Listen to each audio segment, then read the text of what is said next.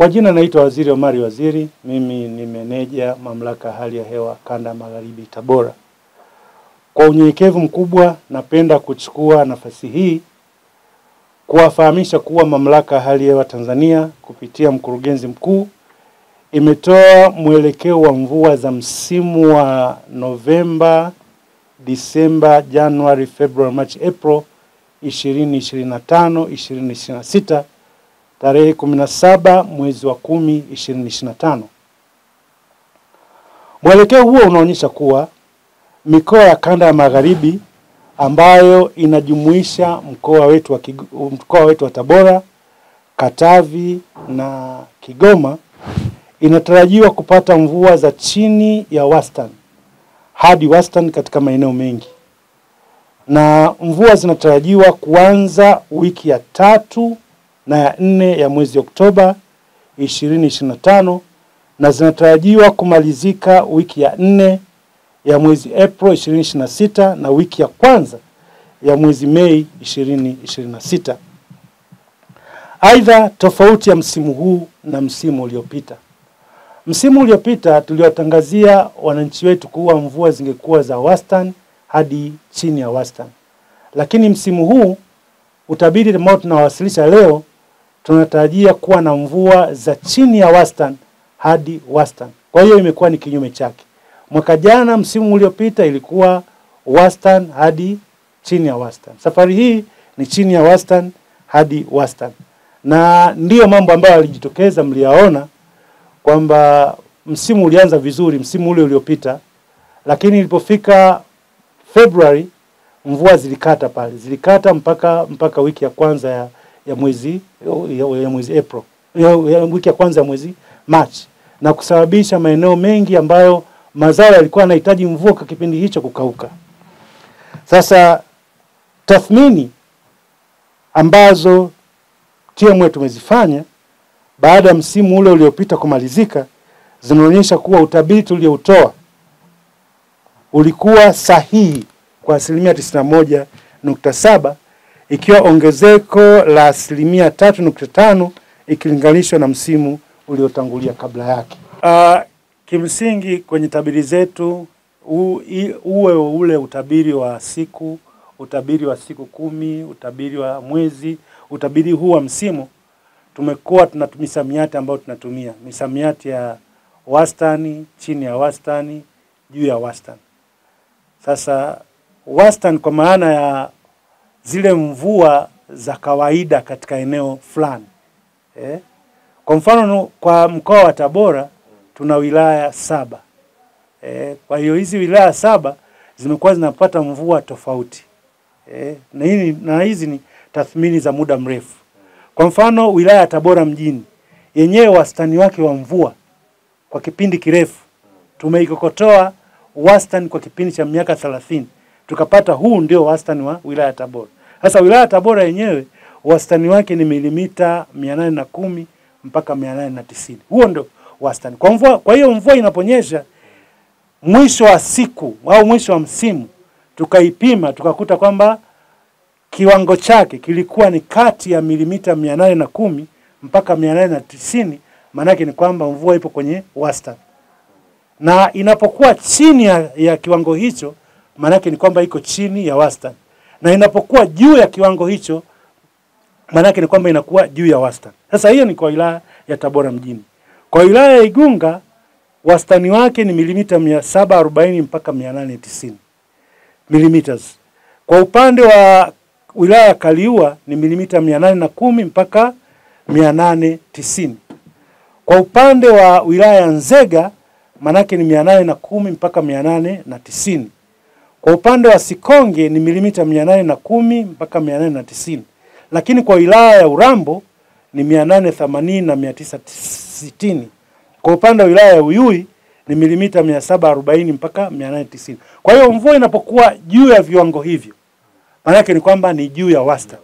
Na inapokuwa chini ya viwango hivyo, maana yake ni chini ya wastani. Na taarifa hizi za wastani ama chini ya wastani na viwango hivi ambavyo nimevitaja ni muhimu sana kwa ajili ya uzalishaji. Kwa sababu kama utawahoji maafisa kilimo wanakuambia kila zao lina kiwango chake cha mvua kinachohitajika ili liweze kukua na kukomaa na mpaka kufikia kuvuna kwa eneo husika. Kwa mfano mahindi yanaweza kawa na milimita ili tangu kupandwa mpaka kukomaa inahitaji milimita fulani. Kwa hiyo unaposema hivi viwango vya wastani vinawasaidia maafisa ugani, vinawasaidia wataalamu wa kilimo kuweza sasa kuwashauri wananchi wetu kwamba eneo hili au kwa kipindi hichi au kwa msimu huu wapande zao gani litakaweza kuhimili kiwango hicho cha mvua ambacho tunakitarajia. Utabiri huu wa msimu ambao nimeuwasilisha leo unaonyesha kuwa tunatarajia kuwa na vipindi virefu vya ukavu na mtawanyiko wa mvua usio mzuri, hususan katika kipindi cha Novemba hadi Januari, yaani nusu ya kwanza ya msimu, lakini kipindi cha kuanzia Februari hadi April tunatarajia kuwa na ongezeko la mvua. Sasa athari na ushauri. Kutokana na mwelekeo wa mvua unaotarajiwa, jamii na wadau wa sekta mbalimbali wanashauriwa kufanya yafuatayo. Kwa upande wa sekta ya kilimo na usalama wa chakula, mwelekeo wa mvua unaotarajiwa unaweza kusababisha upungufu wa unyevu katika udongo na hivyo kuathiri ukuaji na maendeleo ya mimea na hatimaye kusababisha upungufu wa mavuno hususan kwa mazao yanayotegemea mvua. Pia kuna uwezekano wa kuongezeka kwa wadudu waharibifu wa mazao kama vile panya na mchwa. Kwa muktadha huo basi, wakulima wanashauriwa kutafuta taarifa sahihi kutoka kwa maafisa ugani kwa kuzingatia utabiri wa msimu wa wilaya husika katika kuchagua mbegu na zao sahihi katika maeneo yao. Aidha, wakulima na maafisa ugani wanashauriwa kuendelea kufuatilia kwa ukaribu taarifa za mwenendo wa msimu kadri zitakavyotolewa na Mamlaka ya Hali ya Hewa Tanzania, yani TMA. Kwa upande wa sekta ya mifugo na uvuvi, kutokana na utabiri unaotarajiwa, upungufu wa maji unaweza kujitokeza, hivyo kuathiri upatikanaji wa maji na malisho ya mifugo na kusababisha migogoro kati ya wafugaji na watumiaji wengine wa ardhi. Hivyo wafugaji wanashauriwa kuweka mipango mizuri ya matumizi na uhifadhi wa maji na vyakula vya mifugo, kufuatilia utabiri wa hali ya hewa na kuzingatia ushauri unaotolewa na maafisa ugani ili kupunguza athari zinazoweza kujitokeza na kuendelea kunufaika na hali ya hewa inayotarajiwa katika msimu huu husika. Lakini kwa upande wa sekta ya usafiri na usafirishaji, kwa ujumla sekta ya usafiri na usafirishaji inatarajiwa kunufaika kutokana na mvua za chini ya wastani hadi wastani katika msimu huu wa mvua. Hata hivyo, uwezekano wa vipindi vifupi vya ongezeko la mvua vinaweza kuathiri au kusitisha shughuli za usafiri na usafirishaji kwa muda.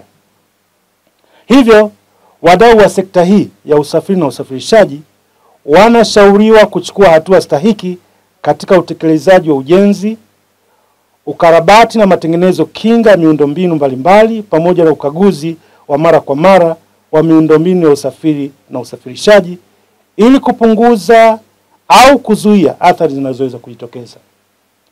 Kwa upande wa sekta ya utalii na wanyamapori, upungufu wa mvua za msimu unaotarajiwa unaweza kusababisha uhaba wa malisho na maji kwa wanyamapori katika mbuga na mapori ya akiba na hivyo kusababisha migogoro kati ya wanyamapori na jamii zinazozunguka maeneo hayo. Wanyamapori wanaweza kuvamia makazi ya binadamu, hivyo kuongeza hatari ya maambukizi ya magonjwa kwa mifugo. Hali hii pia inaweza kusababisha hatari kwa binadamu na wanyama wanaofugwa kutokana na kushambuliwa na wanyamapori hao. Sasa mamlaka husika zinashauriwa kuboresha miundombinu mbalimbali katika mbuga na mapori ya akiba na kujenga uelewa kwa jamii na ili kuchukua hatua stahiki kutokana na athari zinazoweza kujitokeza. Jamii inashauriwa kutoa taarifa kwa mamlaka husika pindi wanyamapori wanapoingia katika maeneo ya makazi yao. Lakini kwa upande wa sekta ya nishati, maji na madini, mwelekeo wa mvua unaotarajiwa unaweza kusababisha kupungua kwa kina cha maji kwenye mabwawa na mtiririko wa maji kwenye mito. Hali hii ambayo inaweza kupunguza upatikanaji wa maji kwa matumizi mbalimbali na kusababisha migogoro kati ya watumiaji wakubwa na wadogo wa maji. Uzalishaji wa umeme kwa kutumia nguvu za maji pia unaweza kuathiriwa. Hata hivyo, ujenzi wa miradi mipya ya uzalishaji umeme pamoja na utafutaji na uchimbaji wa mafuta na gesi unaweza kunufaika na hali hii. Katika sekta ya madini, uzalishaji wa madini kwa wachimbaji wadogo unaweza kuongezeka kutokana na upungufu wa mvua. Hata hivyo, shughuli za uchimbaji madini zinazotegemea maji kwa kiasi kikubwa zinaweza kuathirika. Kwa muktadha huo basi, matumizi endelevu ya rasilimali maji na uvunaji wa maji ya mvua vinapendekezwa, hasa kwa ajili ya umwagiliaji, uzalishaji wa umeme wa maji, usindikaji wa madini, pamoja na matumizi ya viwandani na ya majumbani.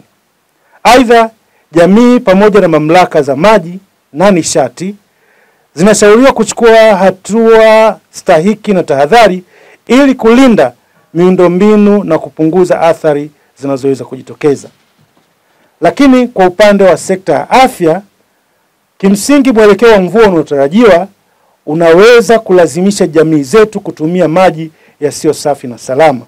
Hivyo mamlaka zinazohusika na afya ya umma pamoja na wananchi kwa ujumla wanashauriwa kuchukua tahadhari muhimu za kiafya ili kupunguza athari zinazoweza kujitokeza. Tahadhari hizo ni pamoja na kuhamasisha jamii kutibu maji kabla ya kuyatumia, kunywa maji safi na salama, na kuhakikisha upatikanaji wa akiba ya kutosha ya dawa na vifaa tiba.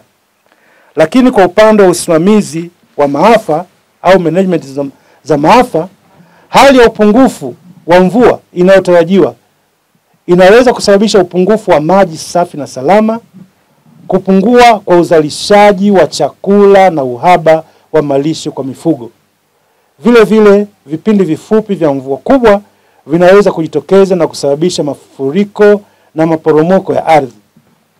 Matukio hayo yote yanaweza kuleta uharibifu wa miundombinu na mazingira, milipuko ya magonjwa pamoja na upotevu wa mali na maisha. Hivyo basi, idara zinazoshughulika na usimamizi wa maafa kwa kushirikiana na wadau mbalimbali nchini inashauriwa kuendelea kuratibu na kutekeleza mipango ya kupunguza athari zinazoweza kujitokeza. Lakini kwa upande wa vyombo vya habari, kwanza kabisa naomba nichukue nafasi hii kuweza kutoa shukrani zetu za dhati kwa vyombo vya habari ikiwemo CGFM kwa kazi kubwa inayoifanya ya kufikisha taarifa zetu kwa wananchi kwa wakati. Lakini zaidi, vyombo vya habari vinashauriwa kuendelea kufuatilia na kusambaza kwa wakati taarifa sahihi za utabiri na tahadhari za hali ya hewa kutoka Mamlaka ya Hali ya Hewa Tanzania kwa lengo la kuhabarisha jamii na kusaidia kuepusha madhara yanayoweza kujitokeza. Aidha, vyombo vya habari vinashauriwa kushirikiana na wataalamu wa sekta mbalimbali ili kuandaa na kusambaza makala na ripoti mbalimbali za hali ya hewa zenye lugha rahisi zinazosaidia jamii kutumia taarifa hizo katika kupanga na kukabiliana na athari za hali ya hewa zinazoweza kujitokeza.